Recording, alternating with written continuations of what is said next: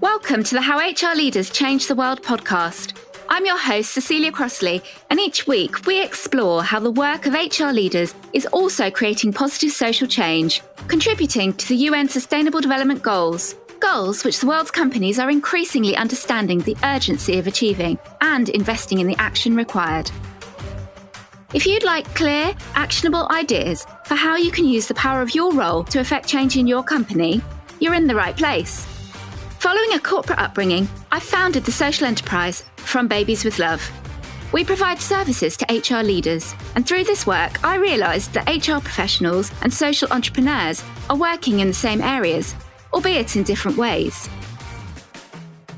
So we created this podcast to share knowledge on steps we can take through the work of HR. In my opinion, if you're an HR professional, you are also a change maker. And this podcast will provide you with examples of how. By sharing the successes of some of the world's most inspiring HR leaders, you can frame your work in the context of positive change, implement brilliant ideas, and feel absolutely wonderful about doing so.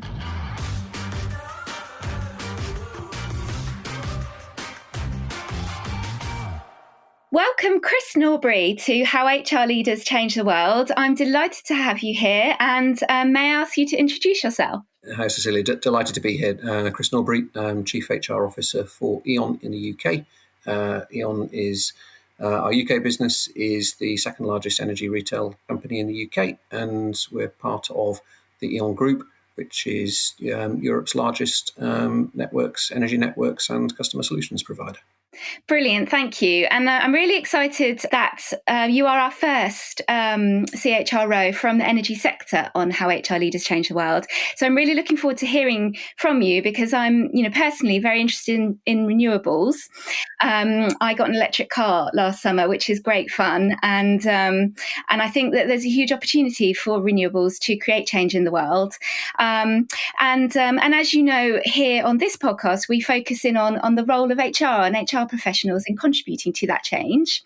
So with that, I will lead us into our 5 questions that we ask our HR leaders. The first of which is, as an HR leader whose influence creates social change, what do you feel has been your most impactful action to date? It's an enormous question to start the conversation with, isn't it? It's in terms of social change, then I think I start from the premise that employment, good purposeful employment, can be, a hugely positive catalyst for society, for positive societal change.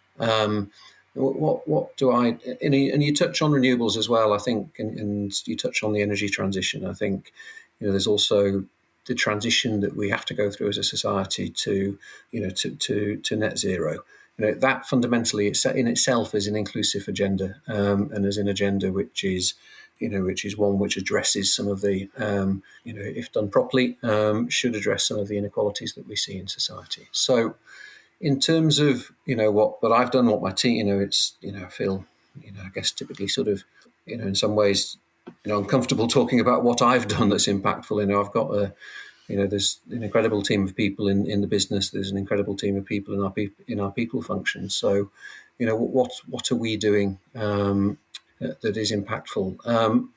I think if I look at the business, then the way in which the business has been restructured over the course of the last 5 years, the way in which we've changed the operating model, the market segments that we've chosen to focus on, are those which are about leading the energy transition in the UK.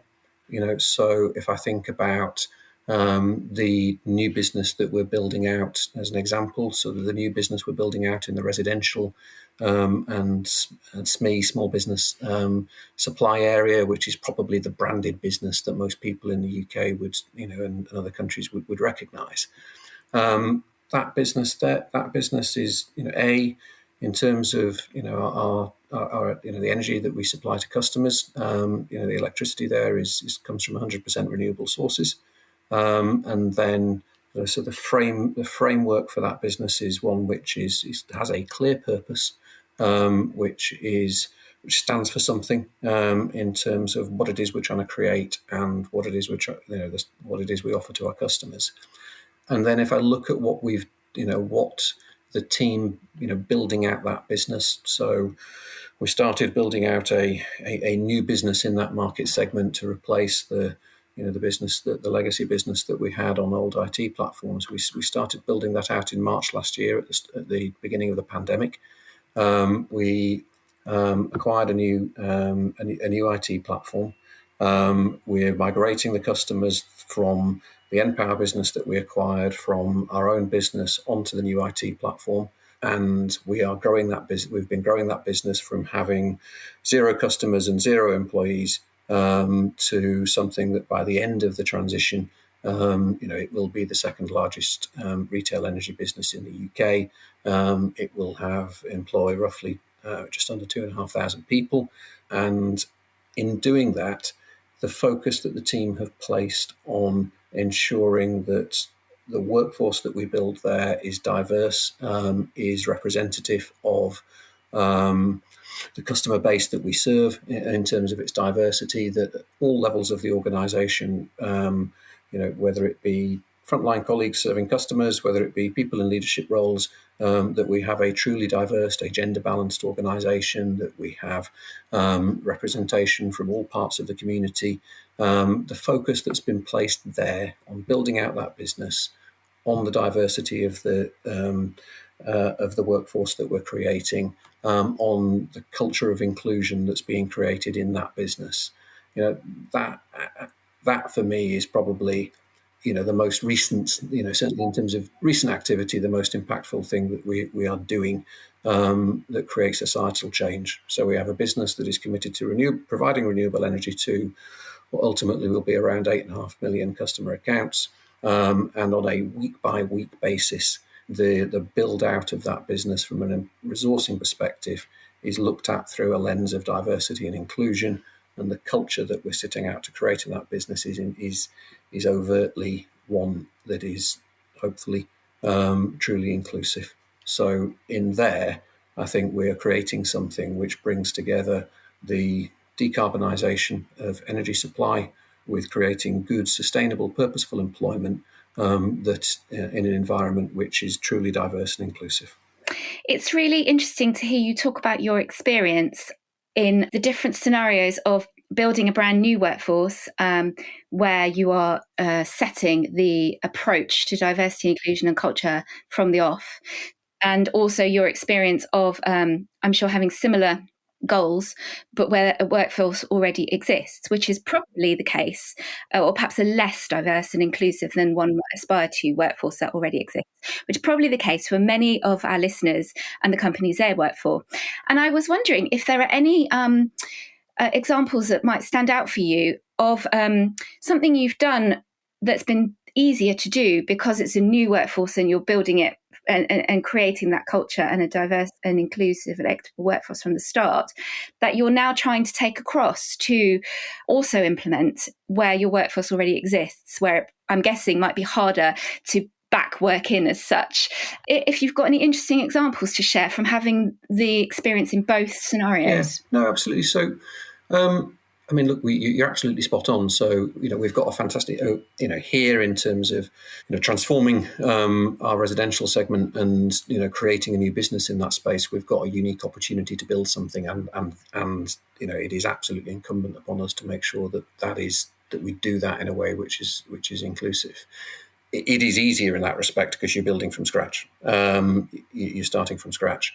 And then, if I look at our other 3 businesses, so our physical infrastructure business and our large B2B business, they're businesses which are, incumbent businesses with a legacy to them. So, we absolutely, are by no means where we would aspire to be or perfect in terms of our journey, our inclusivity journey there.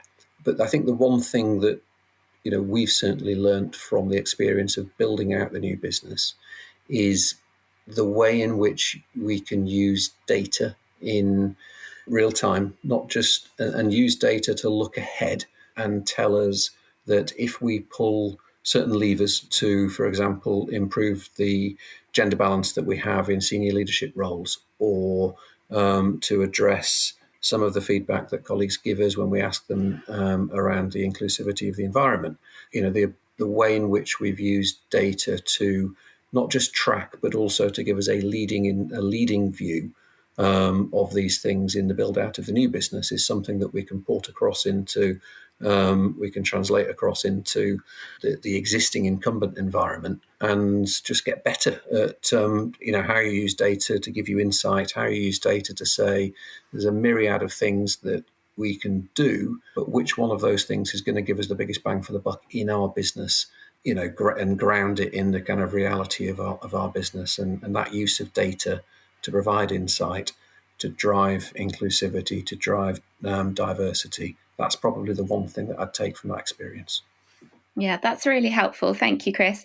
And you touched on the energy transformation was the phrase you used, I think. And of course, that's just enormous in changing the world, isn't it, for your sector? Our next question 2, is at the moment in your sector, what do you think is the most exciting opportunity for HR to change the world?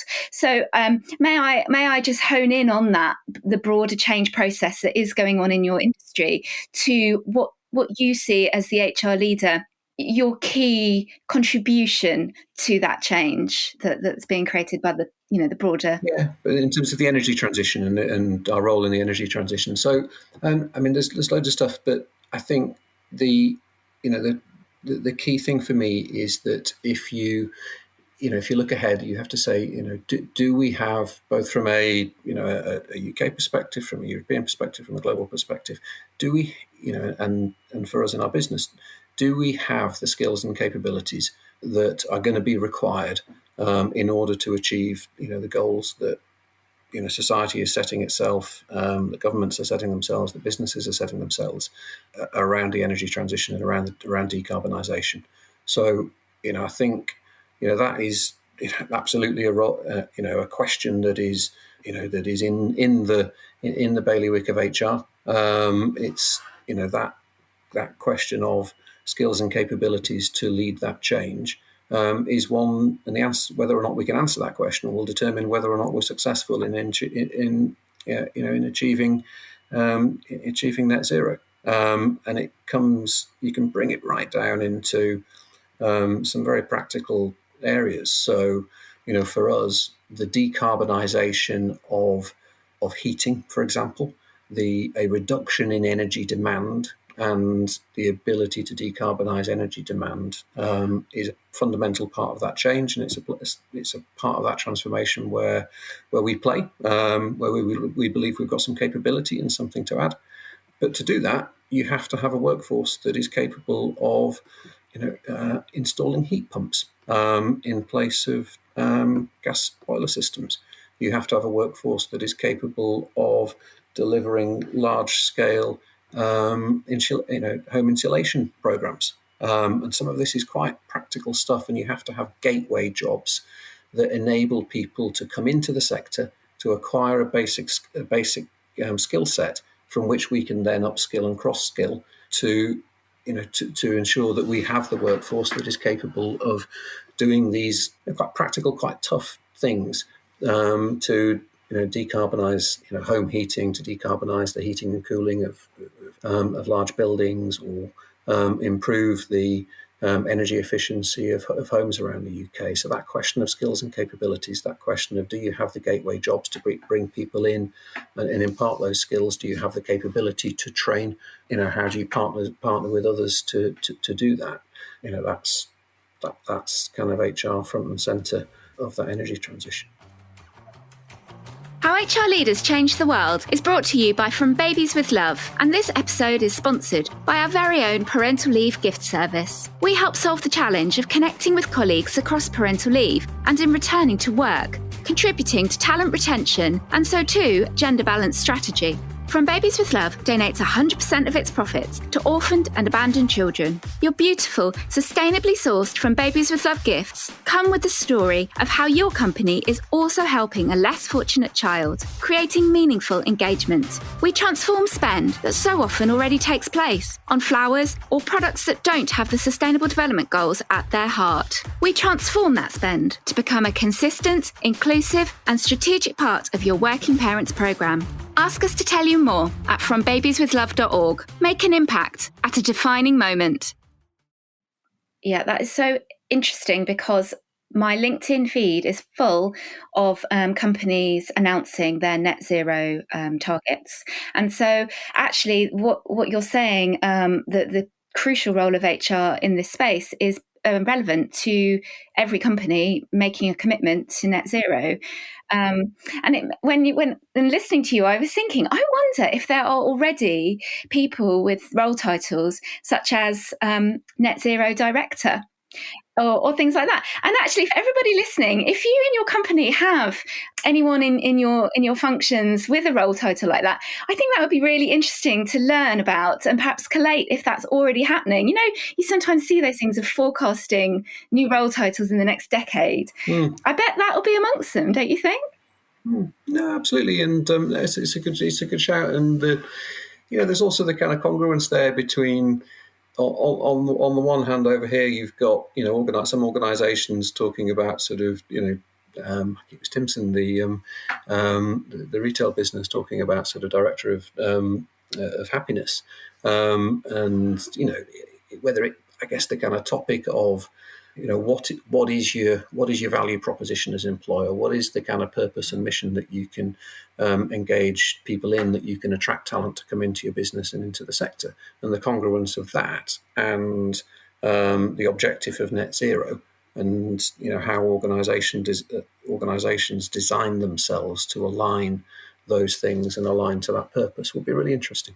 Yes, and I've seen a lot of wellbeing directors, like senior wellbeing positions, in the last few years, and I'm starting to see chief purpose officer more and more as well. So yeah, the roles and the capabilities of the organisations, just as you're saying, have to follow the ambitions and purpose and the change that's happening in the world. So that is good to see. Thank you, Chris. And our next question 3, is to talk a little about something you're personally interested in, any particular area of social or environmental injustice that you care about, but in particular, how you see your role as an HR leader enables you to do some work to create some change in that space. Are there any interesting links or anything that you really personally are passionate about that you'd like to share? From a personal point of view, I guess the thing the thing that I'm probably most passionate about is the topic of inequality. I think I get quite concerned sometimes when I look around me, and you see a kind of a widening gap in countries, including the UK. You see increasing inequality in society. You see an increasing gap in terms of income inequality, which I think often sits at the root of other societal issues. And I can you can follow that thread through. And I think organisations have a role to play, and at work. If I think about certainly what we've learned through the pandemic in terms more than ever around our colleagues. We've probably learned a lot more than we knew in the past about people's lives, that some of the challenges that they have outside of work, and some of those are about challenges of equality and income inequality. And I think a good business has the opportunity to achieve and deliver its commercial goals and its commercial objectives, but at the same time create good, sustainable, purposeful employment for people that gives them an anchor in their lives, that ensures that they are, fairly compensated for what it is that they do, that creates an environment in which people, are treated equally, in which people, everybody's voice can matter, and I think in doing that, sometimes we underestimate the impact that you're actually having out with the organisation, because you're having a positive impact on people's lives, and you're creating a space in which, whatever challenges they may have elsewhere, you're creating a space in which their voice matters, which there is a sense of equality and opportunity, and you're creating in some cases an anchor of stability in what otherwise might be fairly turbulent lives. And I think the role of an organisation, the role an organisation can play in doing that is something that personally I feel strongly about, I feel motivated by, and I feel passionate about.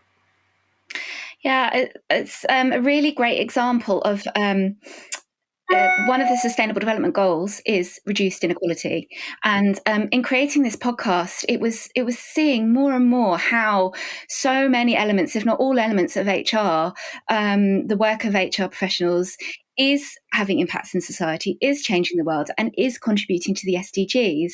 And that made us want to talk about that more and share those examples and get everybody thinking in that way. And I think you've just shared a brilliant example of literally a direct line from your work to one of the named Sustainable Development Goals. It's not even a subsection or a part of it. That's just what it is, reduced inequality. So thank you very much for sharing that example. Our next question is honing in a little on equity and inclusion, which we have already touched on in the examples of your work that you've been sharing. But if we could talk about now question 4, which is how you feel you've best used your position to bring about a more equitable and inclusive environment in ways that are delivering your business goals. Do you have any examples of sure. the favourite pieces of work, or ones that you believe are delivering the best? That would be examples to share. Yeah, I mean, again, this is the kind of fantastic team of people that we have. It's not me per se, but the current example would be the approach that we've shifted our, I guess, typically the sector and ourselves to an extent have had a fairly traditional approach to talent, to talent development. We've shifted that, we've shifted that quite significantly. So we don't take a top-down approach anymore, where the business is. The business is determining whether you've got potential or not, and the business is making sometimes pejorative judgments, top-down judgments about people's potential, and so forth. We've shifted that. So what we have is open source talent, open source development communities that are aligned. The ones that we create are aligned, and the ones that we curate are aligned to our capability needs, so digital technology, engineering skills, but also aligned to addressing some of the inclusion topics. So we have open talent communities, which are where the learning offer and where the focus is targeted at improving gender equality in leadership roles, or ensuring that the environment that we create is one in which people from every ethnic and cultural background can thrive. So we've shifted our approach to talent to make it open source, make it inclusive, curate the learning and development offer that supports those talent communities based on the need that's being articulated by their members. And also in doing so, align those things more closely to some of the capability shifts that the business needs to make. But I think the most pleasing thing in there is also that the way that the team have done this is that what we've set out is is some principles around this, and we've curated some and put in place some development communities, but we've tried to create an environment where colleagues then feel that they can do the same, and then the thing will grow organically. And that's what we've started to see. And the levels of engagement that we see in that approach to talent, the impact that it has in terms of our ability to retain colleagues, but also when you look at the colleague advocacy scores that we get for people who participate, you can already see that is better than that which we previously had. You see more people engaging in that in developing themselves in a way that's aligned to some of the capability shifts that we need to make, because they perceive it's something that is open to all, where there's not a judgment being made of them by the organisation, but the organisation is A, helping them understand where the business is going, and B, supporting them in terms of tailoring their development to that. You see some shifts in terms of the way in which we're then able to address some of the diversity topics that we wish to address. So, that piece of work, which is about kind of turning our approach to talent development sort of through 180 degrees, if you like, and making it much more, democratizing it and making it much more inclusive. That piece of work is a recent example where I'm just really excited about what it's going to bring for us and what it's going to do for us over the medium to long term. And I'm in awe of the work that the team have done, where on day one of the launch of the digital technology community, we had 400 colleagues who wanted to get involved and get on board with that and get some development out of that. That's fantastic that there's people there who believe that we're offering something, they want to get engaged, they feel they can drive it, and it's absolutely aligned to some of the capability shifts we need to make. So I'm really, really excited about that piece of work. Yeah, that's brilliant to hear. And also thank you for tying it back to some of the the metrics like retention that are so important to winning buy-in from different stakeholders, particularly if budget needs to go behind an initiative that say somebody listening is trying to put in place, that the cold metrics, or the not cold, that's not the right word, but do you know what I mean? The numbers that are needed to convince perhaps somebody who isn't convinced are so important. So it's always, hence, we always say about how it delivers business goals. If you're going to be really cold about it, what numbers do you need? And they are important. So thank you for tying that all back. Our final question, Chris, is I think you mentioned at the beginning how the first question was hard because it's big and broad, and I'm asking for one thing. I'm asking for one thing again because we like to leave everybody listening with something really actionable that they can take away from what they've heard listening to you today, and perhaps implement for their own team or their own company. So that to make that practical does need a little narrowing down. So the question is, what is one specific action that you would like to see all HR leaders take to make a positive change in the world? I think the one thing that I'd say is actually about who you are as a leader in the organisation, and I think it would just be simply to encourage and encourage anybody who is leading for people topics in an organisation, to be brave, to be bold, and to have the confidence that as we've talked about through this conversation, which wherever you are, whichever business segment you're in, particularly given what we've been through over the course of the last 12 months and continue to go through, those people topics that you're leading for are things that are fundamental to what it is your business is trying to achieve, and how incrementally you shape society. So it's about looking at yourself as a leader for a minute and having the confidence to, be brave, be bold, make the changes that you believe, should be made, and, have the confidence that what you are doing will be at the core of what your organisation is trying to achieve. Yeah, thank you, Chris. And it ties in nicely to something I've been thinking all the time that I've been listening to you, which is about the nature of E.ON and how you've described the approach to talent that you're creating in order to deliver your business goals. And the purpose, you use the word purpose, and you've talked about energy transformation, which is, of course, so helping solve a global crisis. And so it makes me feel even more and more than I already do about how, I often say HR professionals and social entrepreneurs, we're all working on the same thing. We're coming at it from a different way, but we're all taking care of people and the planet that all people live in. And it left me with a thought that I'd like to leave you with, which is especially for the new business you described, you clearly have a purpose that is helping solve a massive global environmental and therefore social problem.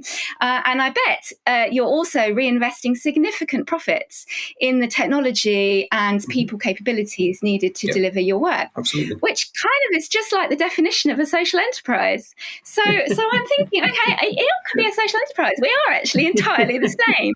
So I'd like to leave you with that thought of the legal definition of what is a social enterprise, and actually, are we one? Which one day I would like all companies in the world to be. But I was smiling to myself as I was hearing you talk and thinking, totally, why not? But thank you so much, Chris. It's been such a pleasure to listen to your experiences and hear your thoughts. And thank you so much for joining us on How HR Leaders Change the World. Brilliant. Thank you for having me.